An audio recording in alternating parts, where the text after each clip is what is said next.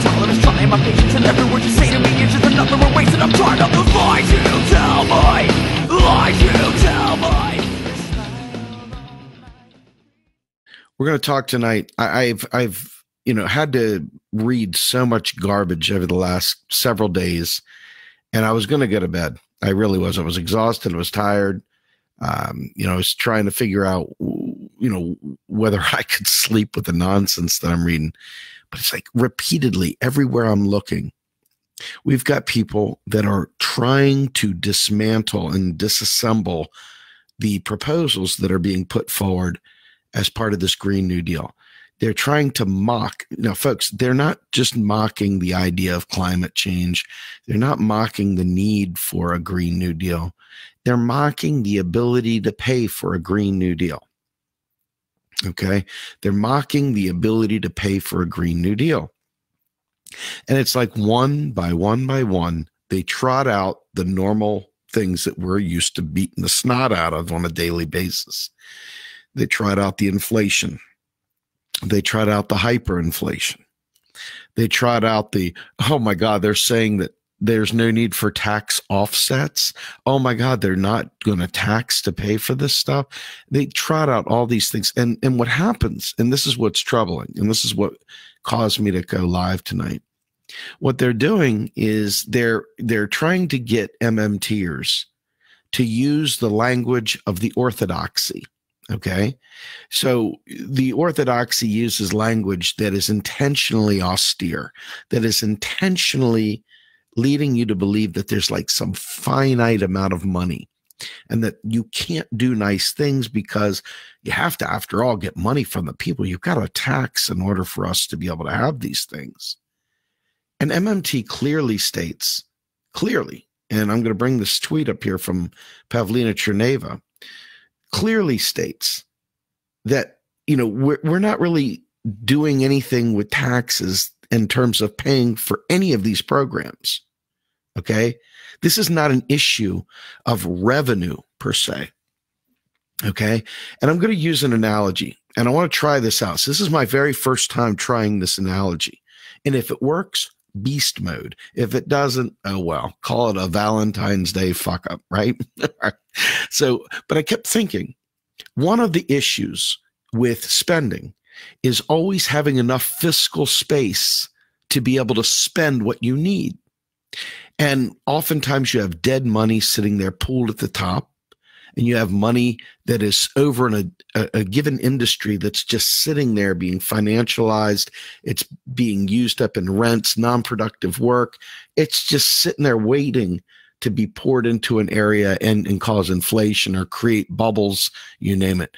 And so what they'll do is they'll target tax cuts, or they'll target tax increases, or they'll target some regulatory rule to offset some varying conditions in the economy to prevent, predatory situations or other situations that would impact the society or economy in an adverse way, whatever, right?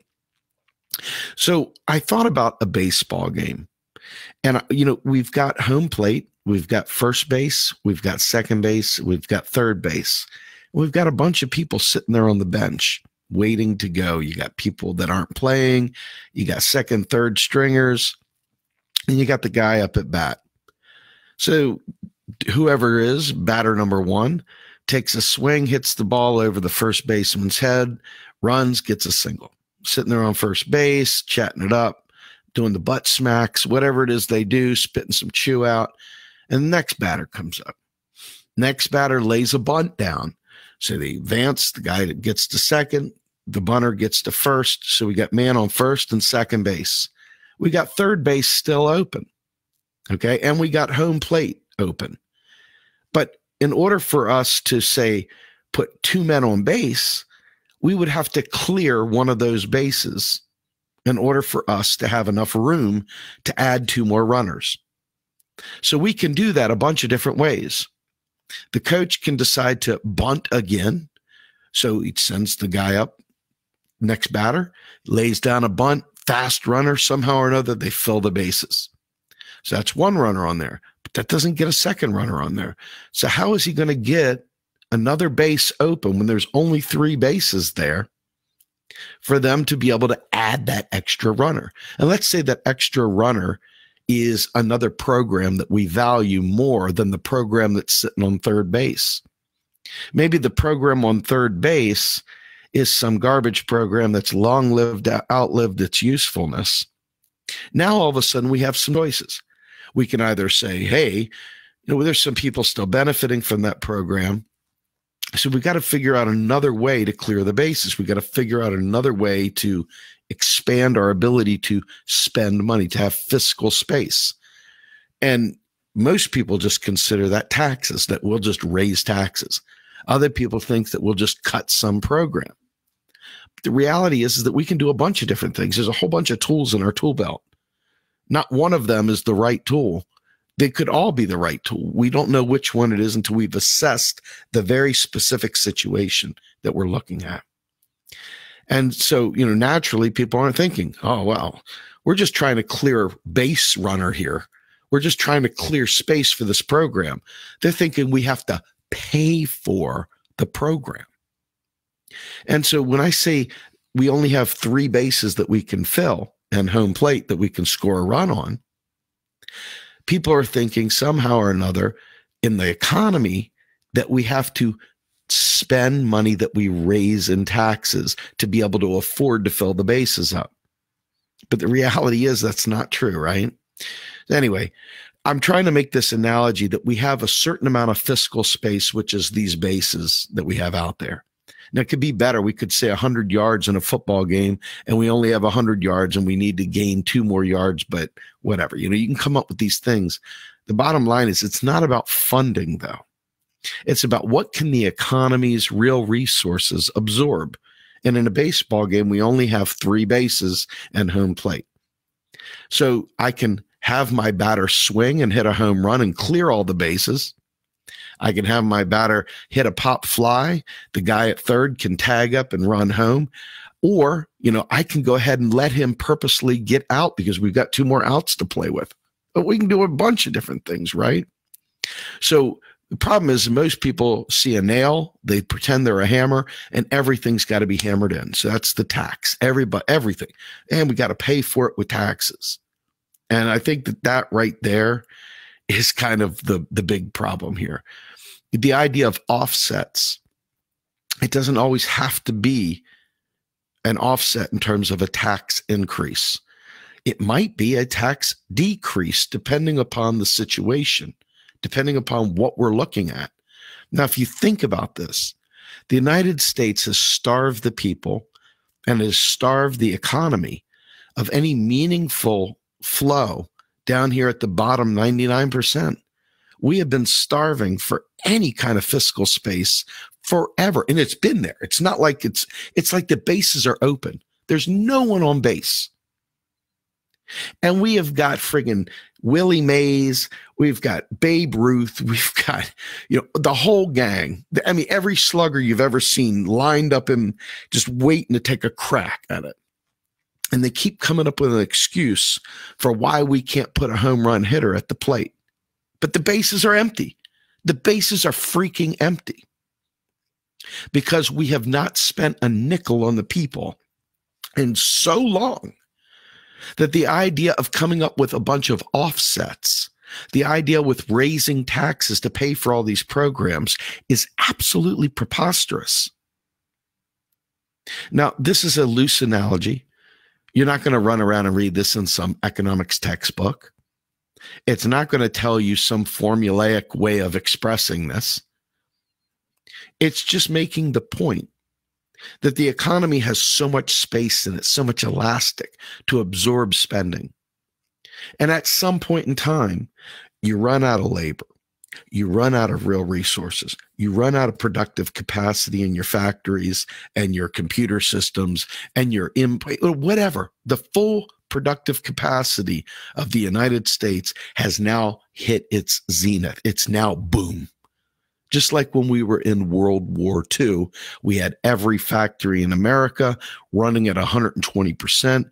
We had the factories running around the clock. We had people of all ages working in the factories. There was no more slack labor. There was no more slack production. It was at full tilt. So that right there was one of those situations where you had to do something. So what did they do to downplay that economy, to offset that, to burn it down? They sold war bonds, okay, that bled the economy down a little bit just to take some of that heat off, just to make it so that it didn't become inflationary. Now, we always talk about inflation, and this is one of the other ones that keeps coming up no matter how many times it's addressed. Inflation is a persistent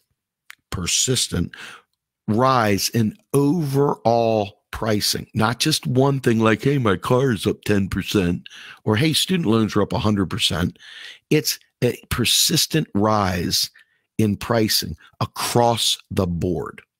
That's inflation. Okay? Let's be clear. Inflation can be caused by a number of factors.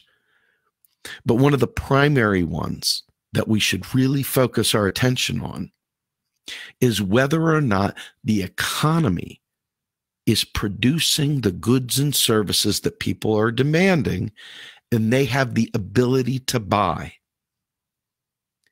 Now, I want you to take a moment and think about all the things that you have let go over the last 10 years, maybe the last 20 years. Maybe for some of you, the last 40 years, things that you haven't tended to in your own backyard, your own home, your own health, your own everything. And think about if you had the real resource, you had money, not real resource, money, just cash, digits, that you could go ahead and address those things that you had long since left behind. You had given up on getting your teeth fixed. You're running around with a mouthful of gums and no chompers. You're running around with afraid. Maybe you want to get, God forbid, maybe you want to buy a car for the first time in your life. Maybe you want to go back to school. Maybe you want to replace the big hole in your wood floors that your dog dug up 10 years prior, whatever. Right? There's all these cosmetic things. There's all these repairs. Siding is in ill repair. Your gutters are hanging off the house, whatever. Maybe you want to buy a house. Maybe you want to be a first-time home buyer, whatever. There's so much pent-up demand that's just waiting there latent because the average person is 90 days behind on their car payment right now, a report said today. Think about that. 90 days late on their car payment. The average American doesn't have $500 in their bank account, much less $1,000 in their bank account. The average American is living less than paycheck to paycheck. And it's clear across the board that private debt is mounting at record levels. So when we talk about a Green New Deal being inflationary, that's absolutely ridiculous. There is so much pent-up demand waiting for any currency to be put into the economy for the 99% that there's no real legitimate chance of some sort of hardcore inflation hitting. Okay? I mean, anything they spend will be lapped up. People have needs, desperate needs from mostly healthcare issues that are not being addressed by the terribly unaffordable Care Act. Okay? So this concept that is being perpetrated by so many pundits, so many politicians, and so many activists, for fuck's sake, progressive activists saying stupid things,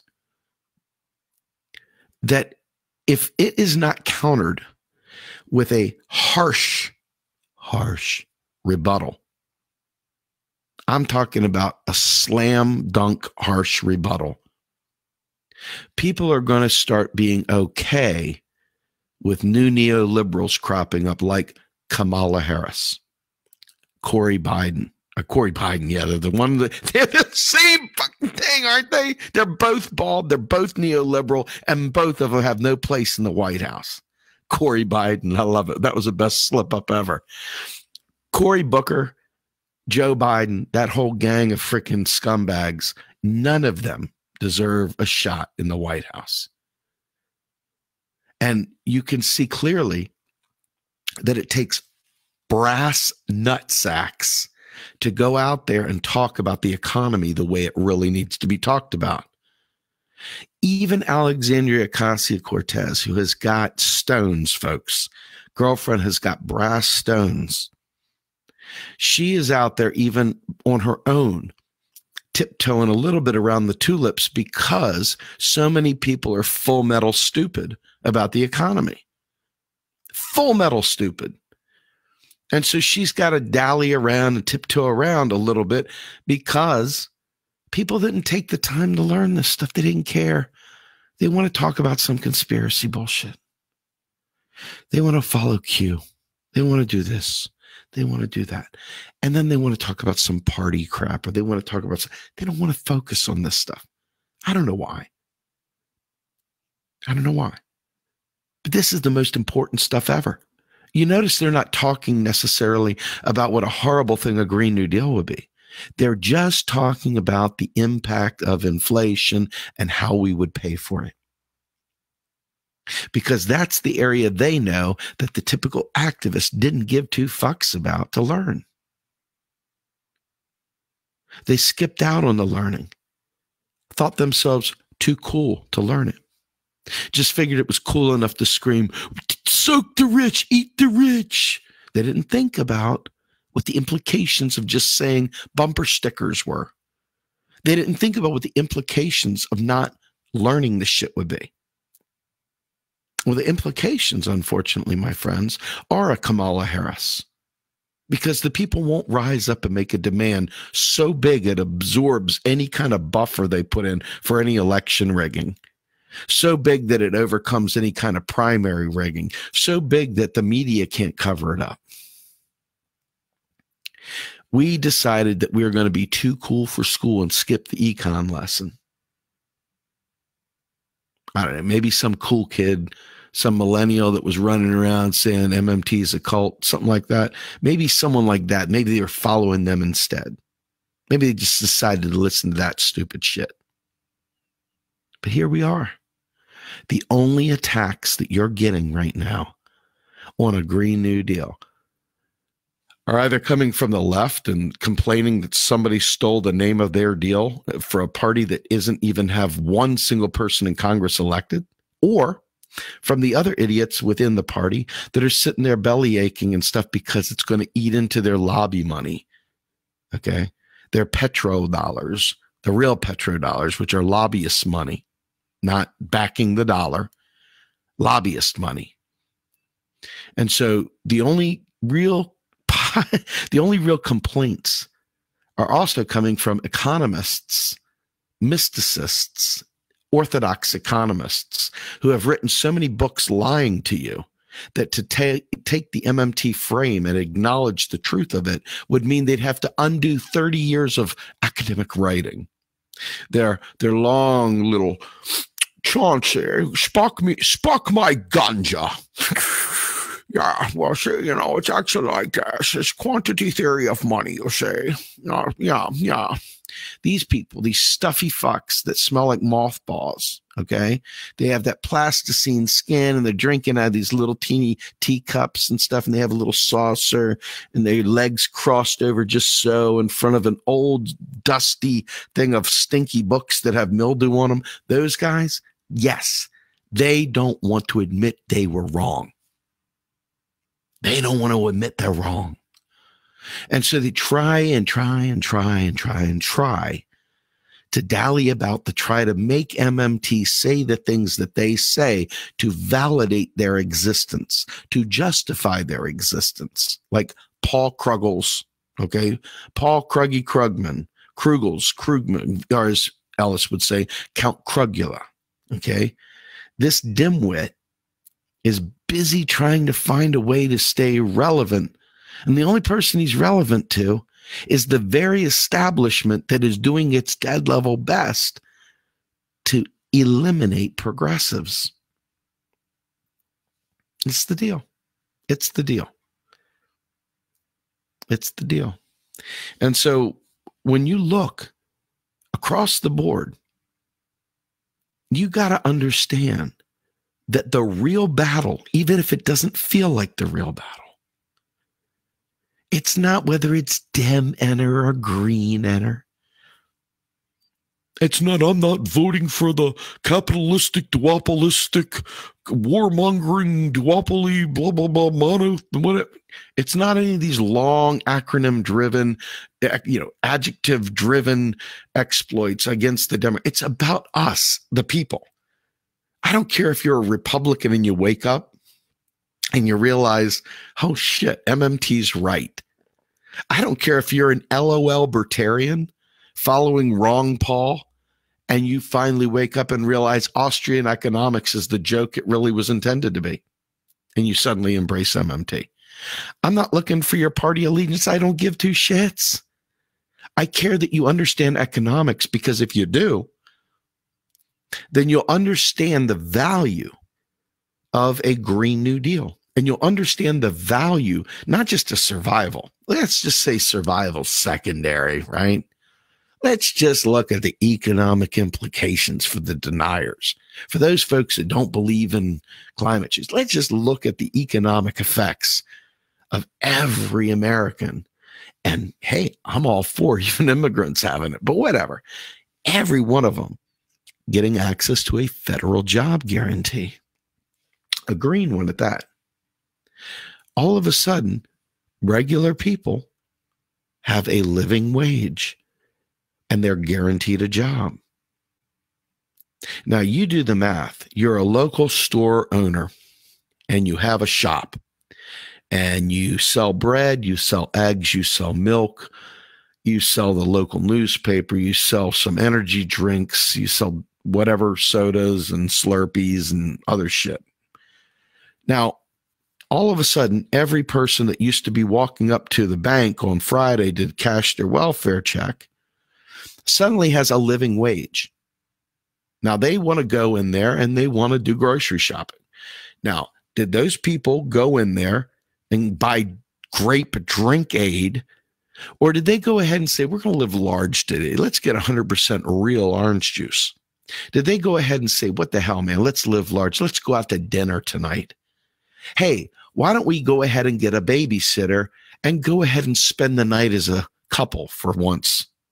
Why don't we go ahead and all of a sudden the economy is going to shoot through the roof in a good way, because everybody is going to be able to participate in the economy. And the jobs we're talking about are zero carbon emission jobs. So we're not only taking people and putting them into serving their local communities, but we're also eliminating carbon from the environment. Instead of working 3 shit jobs, they're working 1 job guarantee job in their local community.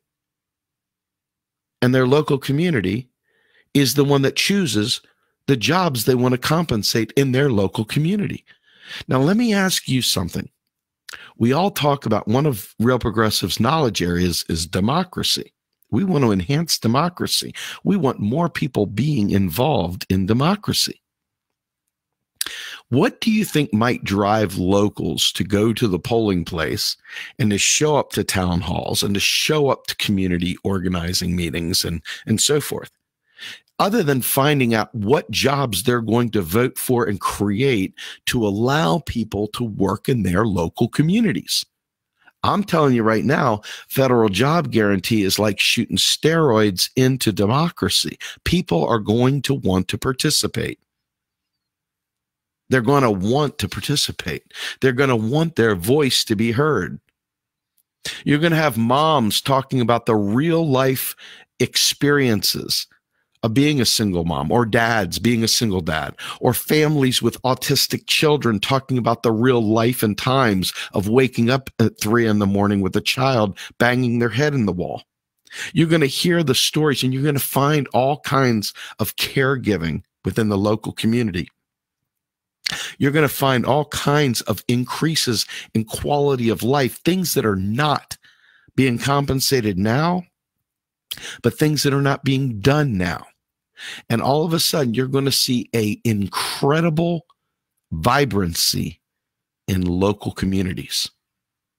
Now, you can take this one to the bank. They won't talk about that. Why not? Because what it does is it provides you and I and every other American, and possibly immigrants, because that's how I roll, it provides us with an out so that the capitalists and the people that own these businesses can't hold us destitute to bend to their will.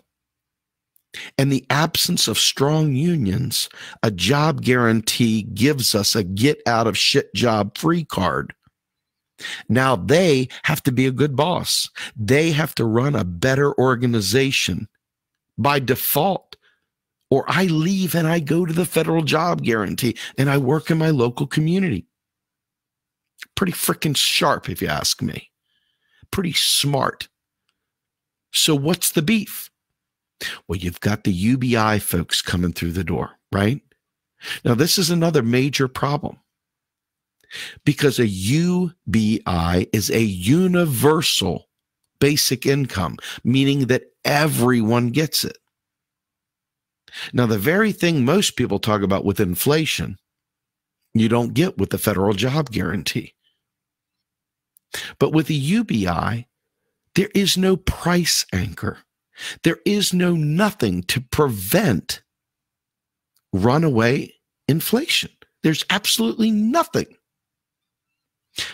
And so bottom line, when you look at this across the board, the people that are crapping on both the Green New Deal, which is focused on green jobs, green carbon zero jobs, okay?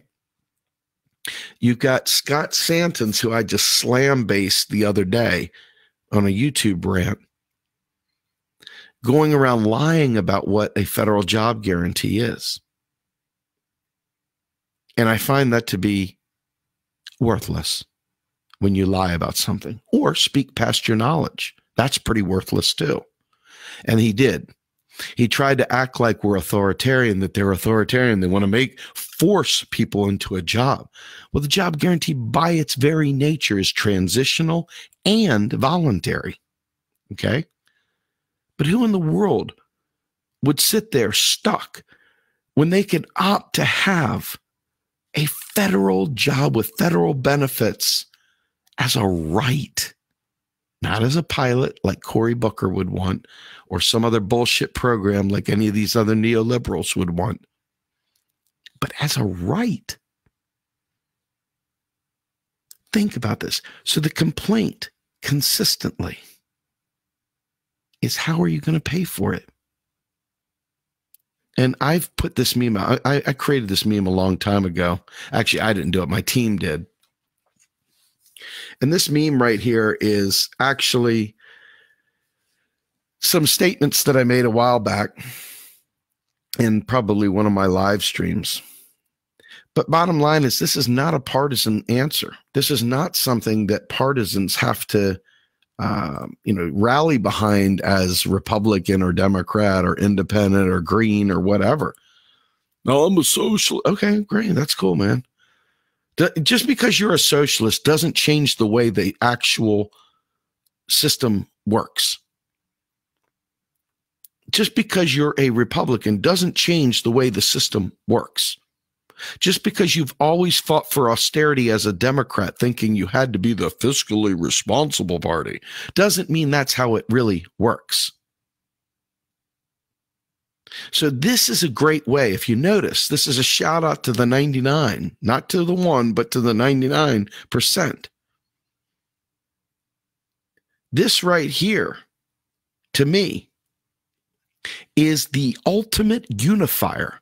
Fuck your party. Your party means shit to me.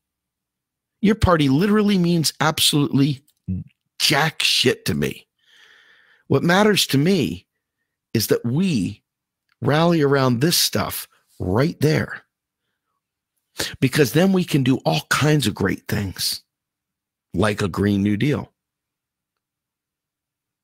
Once you lift the lid off this,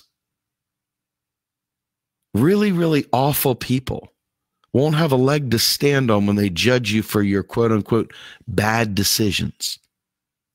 Well, you should have made better choices. They won't have a leg to stand on because they'll understand it isn't their tax dollars that are paying for your bad decisions. And all of a sudden, when their son or daughter screws up and does something that is just a bad decision, they're going to soften up, as so many people do when they realize that it could happen to them. And it's going to change the world. It's going to fundamentally change the world. So we save ourselves with a Green New Deal, but then what do we have as a society? We got to get rid of the myth of the taxpayer dollar. And I say this as somebody who is adamantly opposed to people not getting econ. When I see people that run for office that don't get econ, I don't feel sympathy. I get angry because I feel like this is important shit. Why don't you know it? So here's this Mosler meme that we put up the other day that I think is really important. And this right here, this is very important. I want to talk about this.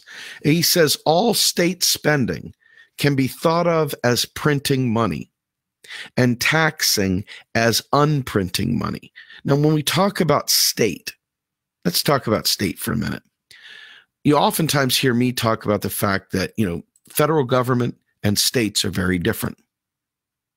So what happens? Right now, you've got the Green Party and others fapping over this idea of, what about a state-based Green New Deal? States are currency users. They're not currency issuers. So they live and die by the tax. Now, if you're a state, let's say you're Detroit, and you decide you're going to raise taxes, and then all of the business in your entire area, your entire Rust Belt, your entire former automobile, paradise, you name it, leaves. Let's say you were Buffalo, New York, and all of a sudden it leaves. Let's say you're wherever, and the companies leave, and then the rich people leave, and all that's left behind are empty stores and broke, poor people. That is what happens at a state level when you have a situation where the federal government is the currency issuer and the states are currency users, and people migrate to the low tax, low cost areas where they can keep their money. So what happens? If you focus your attention on national tax policy, if you focus your attention not on paying for programs, but building a society that you want, that's more equitable, and you focus your tax plans at the federal level, and then you focus your programs as being administered at the local level to maximize democracy, you've got the best of both worlds. You got the pay-fors done at the level of the currency issuer, and you get the administration done down at the local democratically elected areas. Spend national, administer local. Put caveats all over this shit. Make sure everyone's equal. Make sure that you don't have any 14th Amendment issues. But you begin to see how this all plays together. If you have ears to hear and eyes to see and a brain to think, you understand that states are not the same as the federal government. Just like Greece, which gave up its currency, the drachma, and went into the European Union and went on the ECB's euro, okay? It is just like Kansas or New York or Ohio or Wisconsin or Harrisburg, Pennsylvania. They don't have any more fiscal space than the ECB allows them. They don't have control over their currency anymore. They are no longer able to write a bill and spend money into existence. They must tax, and that is why Greece is on freaking fumes. That is why austerity reigns supreme, and that is why they have basically become a hellhole. If you look around the United States and you think about, well, why can California do this, but why can't Maryland do it? Or why can California do it, and why can't Mississippi do it? Well, if you look at Europe, for example, Germany is a net exporter. They're cranking shit out like crazy. Greece is a major net importer. So their money is leaving the economy. They can't replenish it with new money because they are now part of the euro. And they don't have control over the euro. So Greece is in debt denominated in a quote unquote foreign currency that they don't have control over. Well, the United States government is the currency issuer. The states are like Greece. They're like currency users. So when a state can't make its own money, when it can't just randomly create dollars out of thin air, and let's say a disaster strikes, who do they go to? Do they just sort of say, hey, we're going to raise tax? No, they go and beg and hand in hand, please, federal government, declare us a disaster area and fund our relief. And you get the neoliberals out there. Oh, Bill Gates gave them $1 million. Wasn't that wonderful? What a swell guy Bill Gates was. This is the difference between currency issuers and currency users. And it's time we understood that, because there is no such thing as a state Green New Deal. Now, you can do green policies within your state. There's no question you can do that. But I would proffer up this, that the federal government should no longer be allowed to impose unfunded mandates on the states, that the states would demand that all things that are demanded from the federal government be paid for by the federal government, the currency issuer. And you begin to realize that we can do really, really powerful things. We could stop fantasizing about how broke we are, and we can start considering saving ourselves from climate change. We can start considering saving ourselves from private debt that's going to implode and really, really wipe out people, from student debt to stock buybacks, you name it. There are bubbles out there out the wazoo waiting to happen. And we have no job guarantee in place to prevent the bloodletting that will occur if we have another global financial meltdown like we had back during 2007, 8, and 9. There is nothing in place today to prevent you and I from becoming destitute instantly, unless you made really good choices and gambled on the internet and gambled in the stock market and gambled. And a few people may have won big in the Ponzi scheme called Bitcoin, but most failed miserably. Most failed miserably. So if we look at the constant MSM attack on the Green New Deal, and we look at the pansies coming out of the Democratic Party that are trying to placate and downplay the Green New Deal and water it down and talk about, of course, we're going to have to pay for it. Of course, we're going to have to raise tax. Of course, we're going to have to do all these things. The poison pill that will prevent Republicans from crossing lines and supporting it. You talk about self-inflicted gunshot wound to the junk sack, that's it. Now, when they talk about offsets, do the math. Figure out what the right offsets are. Do you want to strip away the power of the financial sector and bleed away some of that? Well, maybe you'll impose some land value tax. Maybe you'll impose some other form of Pigovian tax that blocks people holding large pockets of cash that are way, way outsized for the size of our democracy. Maybe we do something like that. Maybe we raise. See, I'll tell you one thing. Bill Gates the other day took a shot at Alexandria Ocasio-Cortez's tax plan. And at first blush, you go, damn, man, what an asshole. He is an asshole. But there's a part of what he said that was very true. And I want you to think about this. Alexandria Ocasio-Cortez's marginal tax rate was about income taxes. It has to be about wealth. It has to be about investments. It has to be about all this other stuff. Because most of these rich folks, especially these C-suite people, they're not getting a huge paycheck. They're getting a small paycheck and lots of stock options, lots of different investments that are bringing in the bucks. It's investment wealth that needs to be taxed at a certain level. Now, your mom, your grandmom, your great-grandmom and grandfather, etc., they have investments too. And there's a lot of bonds out there that support retirement programs. And unless we're prepared to do away with all retirement programs and really bump up Social Security, there's got to be some bonds out there to keep these retirement plans safe. That said, it's not the be-all, end-all here, folks. We need to really get our head around the game, the fiscal game.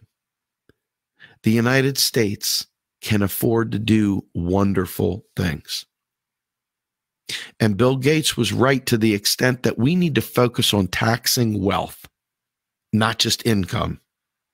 And we need to be looking at the types of income that are being made, and people that are the rentier class that are making rents and pulling money in from all these non-productive acts need to be taxed to high heaven. Think about what I'm saying. You want to eat the rich?